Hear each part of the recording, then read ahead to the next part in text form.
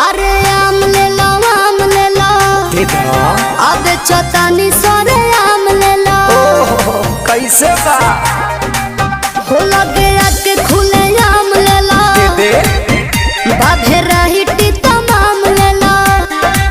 न time waste करो test अभी टटके है गा अरे टटके है गा तनी देखी जरा आवा